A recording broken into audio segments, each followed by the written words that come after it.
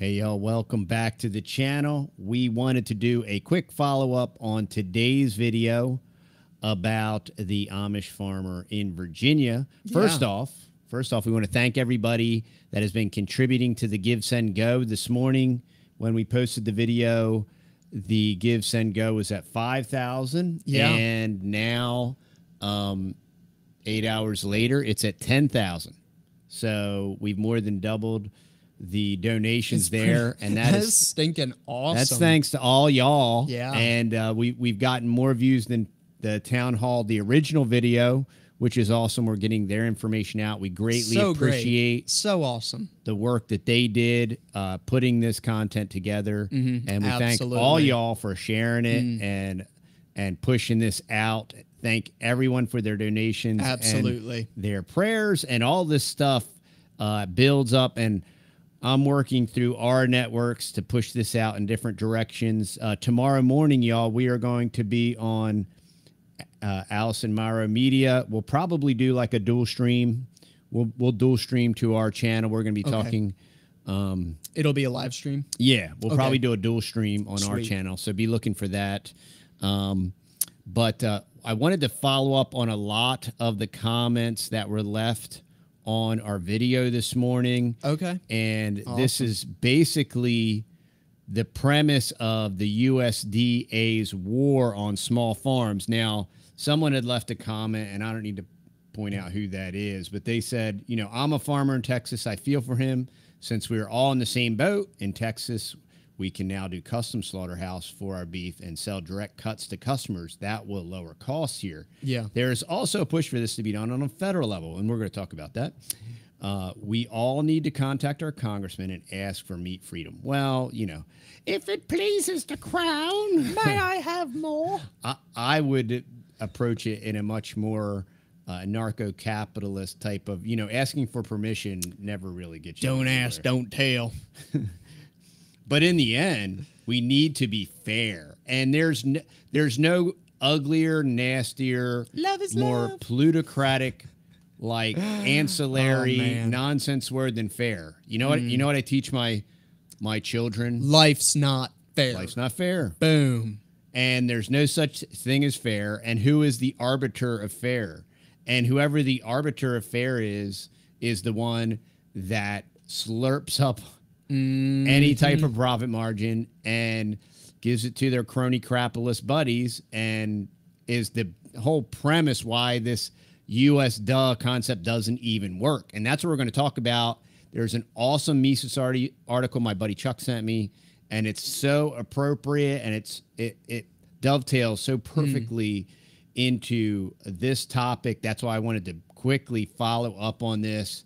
And this is another great video for you to share when everybody wants to regurgitate talking points. And they're not going to just do this with the Amish. That's the thing. No, exactly. They're easy pickings. Correct. But take the low-hanging fruit first. And once they chop that all off, then they got to reach a little bit higher. Yeah, yeah. And that's us, y'all. That's the rest of us. And there's some people on there commenting like, you know, we shouldn't have to worry about them, you know, because they're Amish, we're not, and blah blah. Yeah, like, well, just let's look at history. They're people too. Yeah, let's so look at I'm history. like, they're just the same as us farmers. I mean, yeah, it's like every tyrannical wave in the Bolsheviks and all of it. It's the same thing, and it's the same model, and that's what they're doing. So before we jump into our article, we want to do a station identification. Yes, and, we do. This is a value for value proposition, and if you enjoy and like and appreciate the content that we put out, please go to TheTexasBoys.com, where you can get maybe really cool merch like Go Green, Compost a Globalist. Or I'm the Control Group. Or any unvaccinated honey, coffee, some CBD coffee, lion's mane, whatever tickles your fancy, whatever you need. Yeah, if you've been thinking about, you know, stop like slowing down your purchases at like your local Walmart or Amazon, you know, if you buy your coffee or honey on there, you know, and you just want to support a local farmer, we collaborate with lots of local farmers and local homesteads, and we give them one place to promote all their products, and that's on TheTexasBoys.com. So go on over there, and if there's something that you already buy, I would love for you to go check that out. And also over on the TexasBoys.com, which is really cool, is we have the butcher shop tab up there. You can click on it and read and learn all types of cool stuff. But we are selling locally in the state of Texas, Northeast Texas, local pickup, grass-fed, grass-finished, unvaccinated beef and pork. So go check that out. But for pretty much everybody else throughout the country, we wanted to give y'all an option so that y'all can buy some amazing unvaccinated, grass-fed, grass-finished beef. Grain finished. Grain finished? Okay. Yep. Grain finished beef. Let her rip, Tater Chip. We're going to let her rip. Hello from Central Texas and Mercy Meadows Ranch. We ship our grass-fed, grain-finished beef within the lower 48 states. If you want to purchase an eighth, a quarter, a half, or even a whole cow from our farm to your door, we'll ship it to you. Just go to mercymeadowsranch.com and pre-order by September 15th, 2023 to get in on the latest shipment of this delicious line of beef, shipped, again, from our ranch right to your door. That's mercymeadowsranch.com. Join our email list, and we will keep you posted on future pre-order dates for shipping in early 2024. Yeehaw, y'all! There you go. There you go. It's very, I'm at a loss for words. I am. Yep. Very enthusiastic. That was the word I was looking for. Yeah. And it was escaping me. So I want to jump into this Mises article. Okay. And let me pull it up here. You're going to pull her on tab. The USDA'S war on small farms. This was just posted 6 hours ago. So we're cutting edge here, y'all. So this was written by David Bradley from Mises.org. We greatly appreciate Mises, the Mises Institute. Most students in America are introduced to the writings of Upton Sinclair. Now you're going to learn about some propaganda here, so pay attention. Pay attention, class. While they aren't shown his incredible cover-up of the Holodomor or his Soviet apologism, they are presented with his most famous work, The Jungle. This work tells the tale of Sinclair's investigation into the wretched working conditions of the meat packers of its age. Between lost limbs and failed inspections, Sinclair writes about the meat being contaminated and barbarously prepared. This tale is meant to show the supposed failures of laissez-faire capitalism with regard for workers and health. Readers are supposed to walk away with a firm belief in the need for the regulation of these firms. Hurrah! Here comes the mighty state to provide safety to the masses that would otherwise be made sick by crony corporations. That's far from the truth. Murray Rothbard himself documents in The Progressive Era the truth of the United States Department of Agricultural Regulation, affectionately known as the USDA. Rothbard observed that nearly every inspection passed in any form of legislature or bureaucracy was fueled by protectionism from existing firms. These regulations were not there to provide safety to consumers, but rather to keep competition out of the marketplace by fiat. Rothbard states that the only meaningful definition of monopoly is an exclusive legal right granted by the state. Perhaps then, the only meaningful definition of so-called monopoly powers is a firm's ability to push regulation that harms their competition through the state. Even today, the USDA and its regulations threaten to crush small farmers under its heel. A small hobby farm, or even one that simply isn't a factory farm, can hardly stand up to the regulations. Meat processing in the United States must be done under the supervision of a USDA inspector if the goal is to sell the animal product to another person.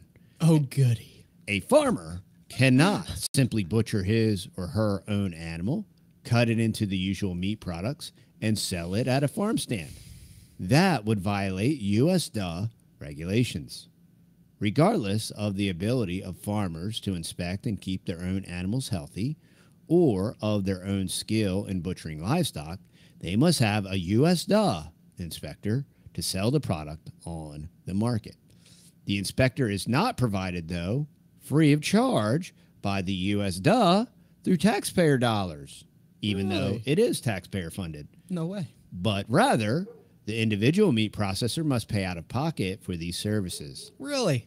Wow. As far as meat processing goes, the USDA charges anywhere from $86 to $238 an hour.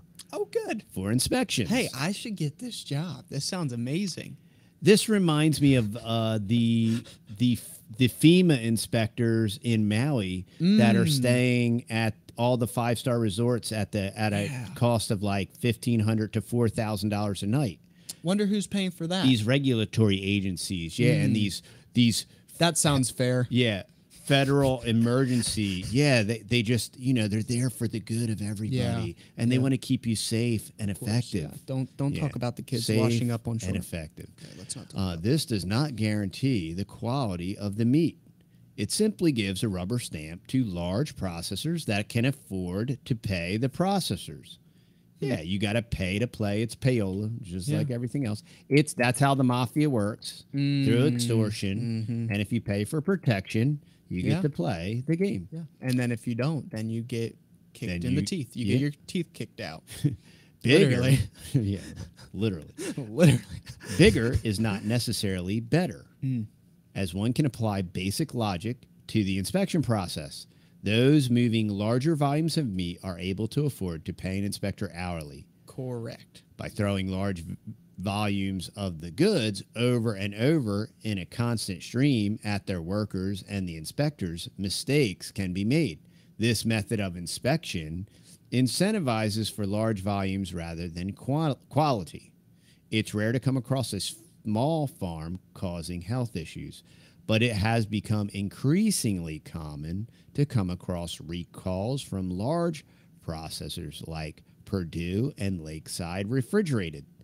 These large outlets can certainly afford to pay for an inspector, but that doesn't guarantee quality. And this is one thing that I wanted to touch on too, because we had some people comment this on our last video. They were like, oh, well, you're sending your cows through, you're getting them USDA inspected, right? And I guess they're misinformed. They think that we're sending our cows to some like factory and then they get processed at the USDA factory or something, and then we don't even know if it's our meat that's coming back. Look, we personally know our butcher. We bring the cow to the butcher. Then the USDA certified guy comes over and looks at the cow and he's like, yup, where's my money? Give him his money. He stamps it. Yup, you're good. It's inspected. It's safe. And then we get the meat and bring it home. Works. So that's it. There's no, that's literally. It's just they pay to play. That's it. Scam. So that's all it is. And we know our butcher. They're a great family. They have a beautiful, clean facility. Beautiful. Very nice. Yep. They're just a family owned and operated. With. They are absolutely fabulous. Yep. So we know them on a first name basis. Yep. And they're amazing. And that's amazing how you should know your farmer on a first name basis. 100%. You should know where your food's coming from. If anybody is helping in procuring that food, you should know who they are and what they're all about. Yeah. And then if you're in the know, then you're an educated consumer. The other thing that we learned, too, through a little bit of research, is actually in Texas, you can butcher your own critters to eat for your personally. Yeah, thankfully. In Virginia, right now, that's not the case, as they were stating in the video. Now, in Texas, just like every other state, you cannot butcher it on your property without the USDA getting involved and everything. Virginia is very close to the District of Criminals. It is. It's way too close. There's some guilt by association there. So, all right, Carlos. Yeah. So, anyway, okay, but let's move on. Let's move on. In a free market, quality and safety can be ensured by a variety of means. An organization like the USDA might arise, but it would be held accountable by profits and losses. Individual processing firms may pay the free market USDA to verify the health of their product. However, if the free market USDA fails to stop an illness from arising through their own inspection failures, they may lose their credibility with both consumers and the producers that pay them. Profit and loss provide greater incentives for success than a bureaucracy that theoretically cannot go under. Think of a communist China, y'all. Even better is the decentralization of the food processing industry altogether. Greater accountability can be held to more local institutions, such as farmers currently barred from processing their own food. Word of mouth spreads quickly among neighbors. Any exchange that a consumer is comfortable making, they should be allowed to, knowing full well the risks. Absolutely. Why should a government get between a farmer and their customer buying meat from them? They shouldn't. It's just, This is the entire basis for Thomas Massey's Processing Revival and Interstate Meat Exemption Act, or the Prime Act, which would circumvent the USDA'S jurisdiction for exchanges at a community level. The act would exempt custom slaughterhouses from USDA inspector requirements if the exchange occurs within the state borders and follows any state-specific laws. It would be an important step toward decentralizing the food system. If conservatives and libertarians care about competition for small farms, they should support defanging the federal bureaucracy used by large corporations to capture markets. The USDA should have its regulatory powers removed, and the ability to provide safety in food should be returned to the market. Markets provide a far more welcoming place for producers and a far safer result for consumers. So there you go, y'all. There's a very compelling case. And as we learned in the past 3 years with a very ephemeral on-time infrastructure as far as inventory, on-time inventory infrastructure, when any very minor links in the chains come out, like shipping, like maybe like a company, a huge trucking company like Yellow Folding, and all these different cascading effects that might occur in the event that there might be some bank runs or some different cascading financial effects, or maybe the flu season, as the flu season picks up. Hey, and as people leverage the flu season for flu-like activities to do different things to manipulate and control people and gag and muzzle people, these different cascading effects will affect your access to food. And one of the ways to arbitrage that is for localization, which is decentralization. Know your food, know your farmer. Correct. Buy your food as close to your own food, your home as you can. So if that's process your backyard, your own food. Exactly. And that's why we continue to kind of beat this drum and talk about these things. And, a lot of that requires you to break out of the paradigm where, well, I thought I was going to move to a neighborhood and I was going to play in the street with Tommy and Bobby, and, we could play stickball in the backyard or whatever. But, that time's over. That game's over, Johnny. Good old days are gone. So that's why I would encourage people to grow your own food, know your farmer.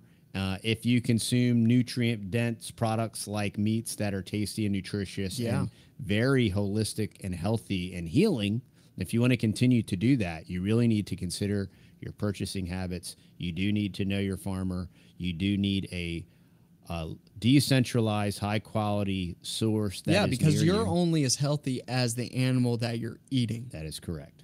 So, sick, disgusting cow. Son, you eat that. You're a genius. It's you know, you're going to be sick and disgusting. So That's there you true. go. All right, y'all. Well, we thank y'all for watching. Absolutely. Like, share, subscribe. Let's get both of these videos out. We will once again link the Give, Send, Go. Thank y'all for doubling that up. Let's double it up one more time. That'd be awesome. Even if you can only give $1, there you go. Exactly. Yep. We love get, and appreciate y'all. 2,000, 3,000 views on this video. Everybody give $1. Boom. There you go. So anyway, love y'all so much, and we'll see y'all later. All right. See y'all.